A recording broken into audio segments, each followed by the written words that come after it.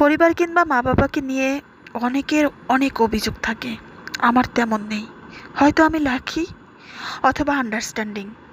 আমার হাতের মোবাইল খুব দামি না, তবে আমি এইটুকু বুঝি এটাই সাধ্যের মধ্যে অনন্য। সম্ভব হলে হয়তো পৃথিবীর সবচেয়ে দামি মোবাইলটাই আমার পরিবার আমার হাতে তুলে দিত। আমার গায়ে থাকা কাপড় চোপড়ও বিশাল সব ব্র্যান্ডের না, তবে সাধ্য অনুযায়ী কমও না। এই লেখাটা পড়া এক একজনের বাবা মার সামর্থ্য এক এক রকম।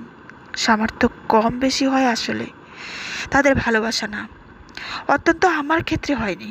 আমি কৃতজ্ঞ তারা আমাকে যা খাওয়াচ্ছে, পড়াচ্ছে, যেভাবে রেখেছে। আমার গা গরম হলে সবার আগে আমার মায়ের মাথাতে চিন্তা চাপে।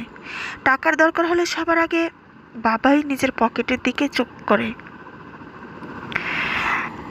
আমার যতটা স্বাধীনতা দরকার সেটাও তারা দেয়। যেখানে লিমিট টানা জরুরি সেখানেই টানে। আমি তাই নিজেকে ব্লেসড ভাবি। এটাও বুঝি সাধ্যের বাইরে চাপিয়ে দিতে নেই, সব কিছুতে দোষ খুঁজতে নেই। আন্ডারস্ট্যান্ডিং প্যারেন্টস চাওয়ার পাশাপাশি নিজেকেও আন্ডারস্ট্যান্ডিং চাইল্ড হওয়ার চেষ্টা রাখতে হয়। দিন শেষে বাবা মার কাছেই শান্তি, সেখানেই সকল সুখ। আরিফ হোসেন।